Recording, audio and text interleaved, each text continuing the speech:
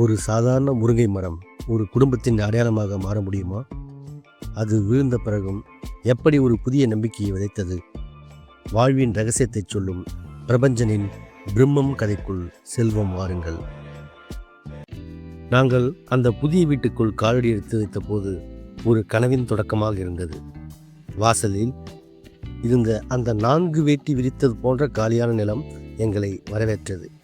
அந்த நிலத்தில் என்ன செய்யலாம் என ஒரு பெரிய விவாதமே நடந்தது. ஒவ்வொருவருக்கும் ஒரு ஆசை. பாட்டி சொன்னார், ஒரு பசுமாடு வாங்கலாம், லக்ஷ்மி வந்த மாதிரி இருக்கும் என்று. அம்மாவோ மாடு பராமரிப்பு கஷ்டம், காய்கறி தோட்டம் போடலாம் என தன் விருப்பத்தை சொன்னார். ஆனால் என் தங்கை சவுந்தராவோ அழகான பூச்செடிகள் வளர்ப்போம் என ஒற்றைக்காலில் நின்றாள். அவள் சொன்னதை யாரும் கேட்காததால் கோபித்து கொண்டு முகத்தை தூக்கி வைத்து அமர்ந்திருந்தாள். ஒரு முடிவும் எட்டப்படாமலேயே அன்று மாலை எங்கள் குடும்ப சபை கலைந்தது. 2 நாட்கள் கழித்து அப்பா ஒரு முடிவோடு வந்தார்.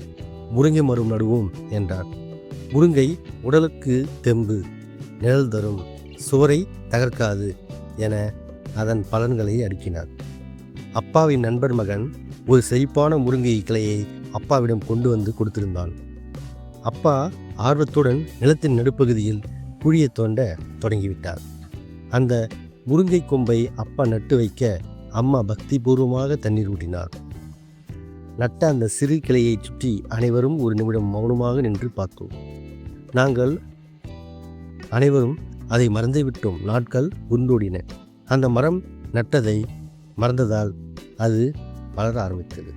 ஒரு நாள் அதிகாலையில் சவுந்தரா ஓடி வந்து என்னை எழுப்பி வெளியில் அழைத்தார். அங்கே ஒரு அதிசயம். மொட்டையாயிருந்த கிளையின் பட்டையில் பச்சை நிற துளிகள் முளைத்திருந்தன. உயிர் துடிப்பதை நேரில் கண்ட பரவசத்தில் எங்கள் குடும்பமே பெரும் மகிழ்ச்சியில் திளைத்தது. ஒவ்வொரு நாளும் அதன் வளர்ச்சியை காண்பது எங்களுக்கு ஒரு தவம் போல ஆனது. மரம் இப்போது பெரிதாகி வீட்டின் முகப்புக்கு ஒரு பச்சை கொடியாய் பிடித்தது போல் நின்றது. அம்மா முருங்கைக்கீரையை பறித்து வாசனை வீசும் நெய்யுடன் காய்ச்சத் தொடங்கினார்.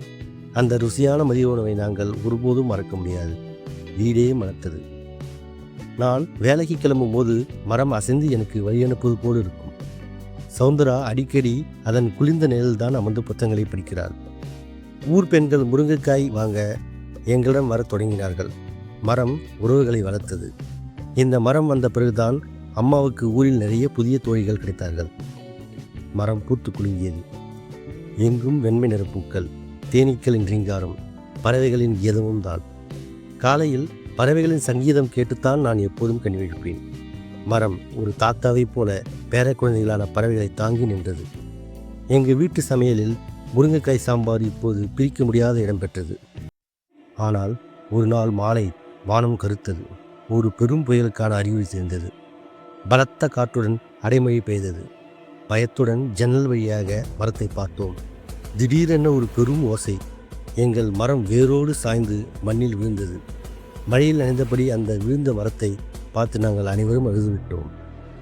ஆட்கள் வந்து அந்த மரத்தை வெட்டி எடுத்து சென்றார்கள். வீடே மௌனமானது. மறுநாள் காலை மரம் இல்லாத அந்த இடம் சுடுகாடு போல சூன்யமாக காட்சியளித்தது. மரம் இருந்த இடமும் முழுவதும் நிலம் மீண்டும் சமன்படுத்தப்பட்டது. எல்லாம் பழையபடியானது. சில நாட்கள் கழித்து அதே வருத்தத்துடன் அந்த மரம் இருந்த இடத்துக்கு சென்றேன். அங்கே மற்றொரு அதிசயம். வெட்டப்பட்ட அந்த அடிமர துண்டிலிருந்து ஒரு மெல்லிய பச்சை துளிர். அழிவு என்பது முடிவல்ல, ஒரு புதிய தொடக்கம். அதுதான் பிரம்மம். அந்த துளிர் எனக்கு பாடம் சொன்னது. ஆம், வாழ்வு என்பது அழிவற்றதென்று. படைப்பு என்பது முடிவற்றது. ஒரு உயிர் மறைந்தாலும் மற்றொரு வடிவில் அது மீண்டும் மலரும். இந்த தத்துவமே பிரம்மம். இது இயற்கை நமக்கு கற்றுத்தரும் பாடம்.